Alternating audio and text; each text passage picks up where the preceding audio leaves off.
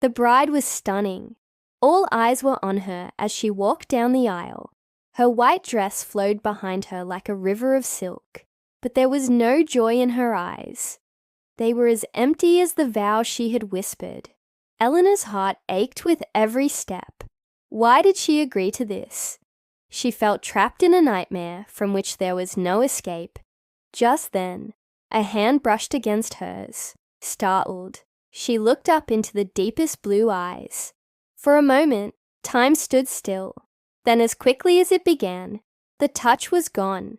She had seen him before, of course, but only from afar. Edward Ashton, the brooding billionaire, was a man shrouded in mystery. Everyone knew his name, but no one truly knew him. He was like a puzzle, with pieces scattered by the wind. Impossible to solve, but today their fingers had met, sending a jolt of electricity through her. Was it a warning, a secret signal across a crowded room? Her gaze locked onto his, and in that instant, the wedding reception swam into focus. The chatter faded away, leaving only Edward and Eleanor in their own little world. Their eyes spoke volumes, asking questions, sharing stories without sound. Suddenly, he was standing beside her, his presence both comforting and alarming. Then he leaned in, his voice a low murmur in her ear. "Don't do it, Catherine." His words were a lifeline, pulling her back to reality. What did he know? Why was he here? And why did calling her Catherine send shivers down her spine? Was it a trick of the light or a flicker of recognition in his eyes? Had he known her before? Suddenly a glass shattered. The bride gasped, dropping her glass. In that instant, a sense of foreboding washed over Eleanor. What had she gotten herself into? The bride's facade crumbled, revealing a torrent of tears. All eyes were on her, whispering condolences. But Eleanor noticed something odd. The bride's face drained of color. It was a mask of pain. Later, when the room was filled with sympathetic murmurs, Eleanor found herself drawn to the bride. She had always been kind, always had a listening ear and a helping hand. What had changed? The bride looked up, her eyes red-rimmed and swollen. In a choked voice, she whispered, "I'm sorry, Eleanor.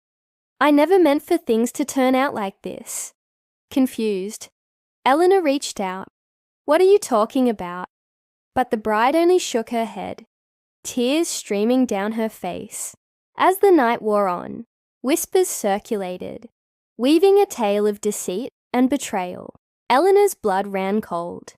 Was this the secret Edward had been trying to tell her?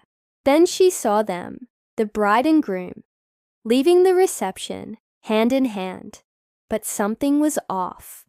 The groom's face was hidden in the shadows, his eyes fixed on the ground. Were they arguing? Was it just exhaustion, or was there more to this story? The bride's laughter echoed, but it was strained, devoid of joy. Her perfect life was crumbling before Eleanor's eyes. Eleanor found herself at the center of a maelstrom of emotions, confusion, pity, anger.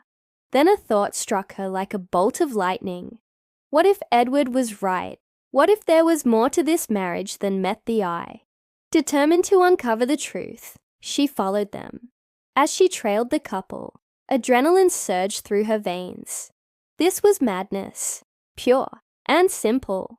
Yet she couldn't tear her eyes away from the unfolding drama. Suddenly, the bride stopped, turning to face the moonlit sky.